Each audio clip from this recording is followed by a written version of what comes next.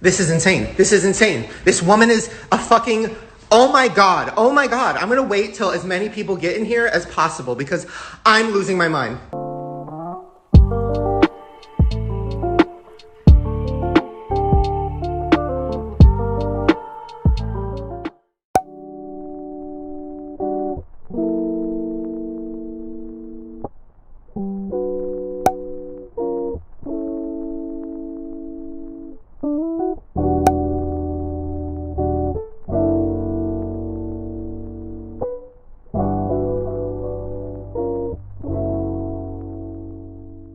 In December 2019, after Shane and Jeffrey's series ended, James Charles came to my LA home, and we compared DMs, texts, and stories about what had happened behind the scenes.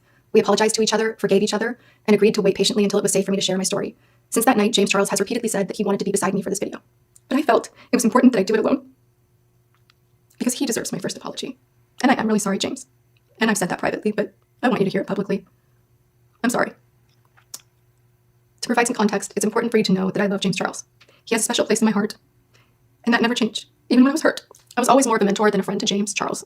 I was someone he could lean on if he needed advice. He came into my life after he had sent me a tweet in 2016, and I met him in person for the first time at a Generation Beauty event in New York. Not long after that, his CoverGirl deal was made public, and he was off to the races. I was a proud friend, and I wanted nothing but good things for him. A few months later, he was a guest at my wedding, where he did my makeup for my wedding day. It's still my favorite memory of us, as it was a gift getting to know him before all of the success. James Charles has made his fair share of mistakes, and has been in scandals. We all have, but I always believed in him, as he had a rare ability to improve himself through any situation. In the past, if I was upset, it never lasted long. He is gifted with turning pain into strength, and I've always admired that. However, prior to the scandal last May, I'd started growing frustrated with what I perceived as a progressing sense of entitlement, and I felt that he was making some detrimental choices that could jeopardize his career and safety. None of my concerns became overwhelming until after I met Shane Dawson. Jeffree Star first contacted me early in his YouTube career wanting to meet. But it wasn't until 2017 that we started speaking. I knew that Jeffree had had a lot of drama in his past, but when he came to me, he presented himself as someone who had changed and was trying to be better. I saw his pain, and I felt that I could be a positive influence. As time went on, I learned that being friends with Jeffree Star was like being friends with a lion. Yes, he may have been dangerous, but he was always really kind to me. From time to time, I would see improvements, which were followed by setbacks thereafter, but overall I thought he was growing as a person. And again, I thought I could be a good example for him. In 2018, I saw from the sidelines what happened in Dramageddon 1 with Manny, Laura, Gabriel, and Nikita. That should have been to me some big red flag of what happens when Jeffree is unhappy with someone. But for some twisted sense of civic duty, I thought it was my responsibility to stay in Jeffree's life and try to help him become a better person. When Shane Dawson's first series with Jeffree happened, from all outside appearances, it looked like Jeffree was actually changing for the better. He was accepting responsibility for things that had happened in his past, and he was pledging to be a better person. I believed him again. During those first 2 years of knowing Jeffree, it's important to note that we did not actually spend much time together. I was invited a few times to go to his home, but I usually declined.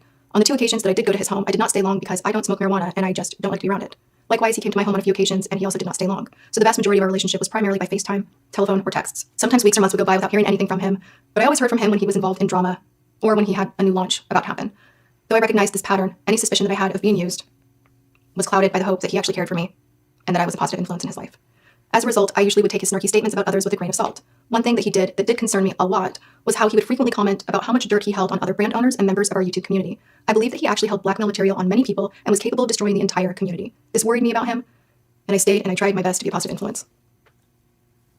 My opinion, he's gonna go off, guys, and I don't think he will hold back, and I think we need to be prepared to understand that we need to forgive the people that he is holding hostage with veiled threats of exposure. We need to be prepared to forgive him.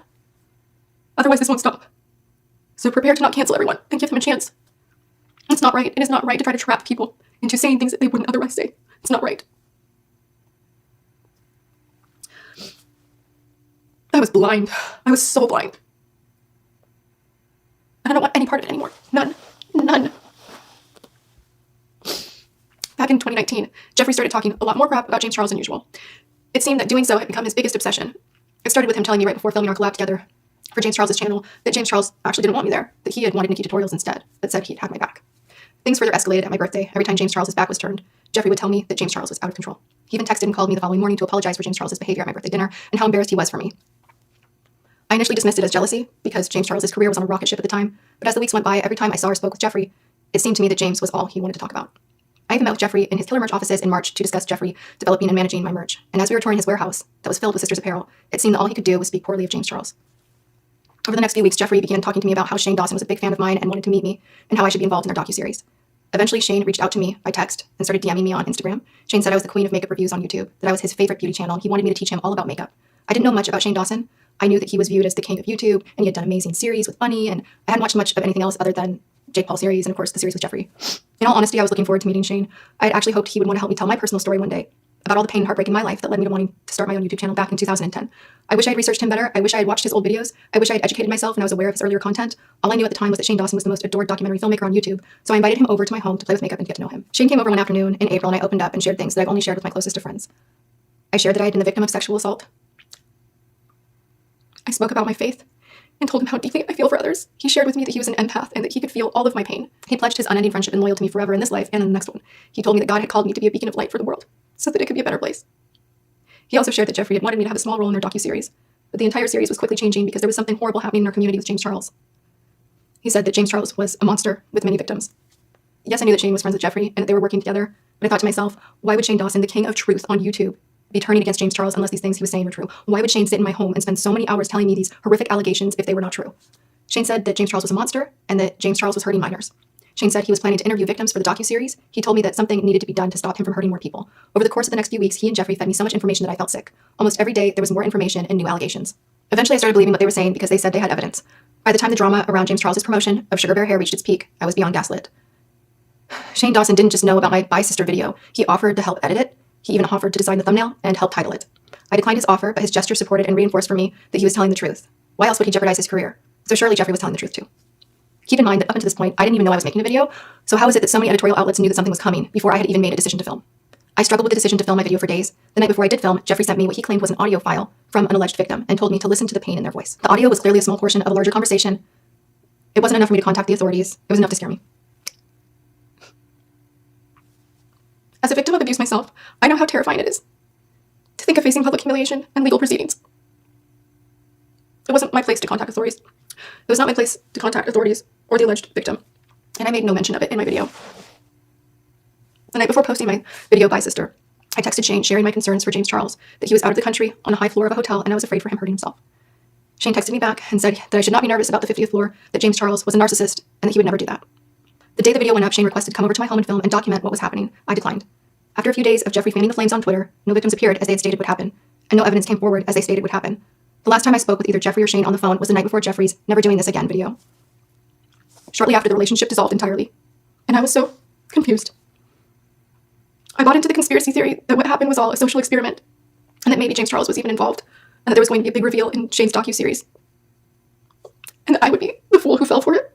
Shane never reached out to check on me, and he never shared the trailer with me. The last time we spoke on the phone was before Jeffrey's apology video, and I asked him to not include the drama in the series. He only texted me after the trailer was live with an audio message telling me to not worry about it. The drama was only going to be one episode.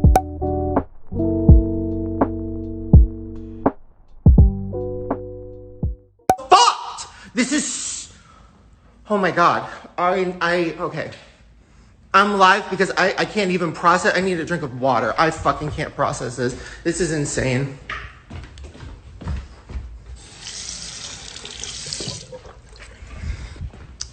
This is insane. This is insane. This woman is a fucking...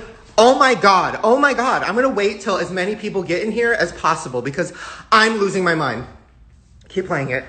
Keep playing it. I didn't even know I was making a video. So how is it that so many editorial outlets knew that something was coming before I had... Because you message drama channels! Oh my God. Oh my God. I struggled with the decision Oh my to God. film my video for days. The night before I did film, Jeffrey sent me what he claimed was an audio file from an alleged victim and told me to listen to the pain in their voice. The audio was clearly a small portion of Oh my the God. conversation. It wasn't enough for me to contact the authorities. It was enough to scare me. Well, then why would you make a video on the matter claiming these allegations? Because she is a fucking... I can't. I don't want to say mean things about people. This is insane. This is insane. This person literally... Oh my God. Oh my God. Okay, sorry. Keep pressing play. I need to get through this video so I can fucking... Oh my God.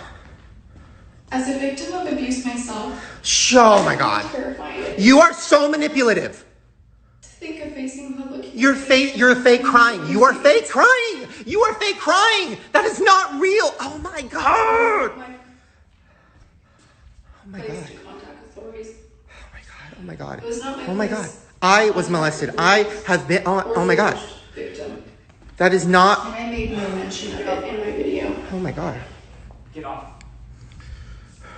The night before posting my Video by sister. Oh my God. I texted Shane sharing my concerns for James Charles, that he was out of the country on the high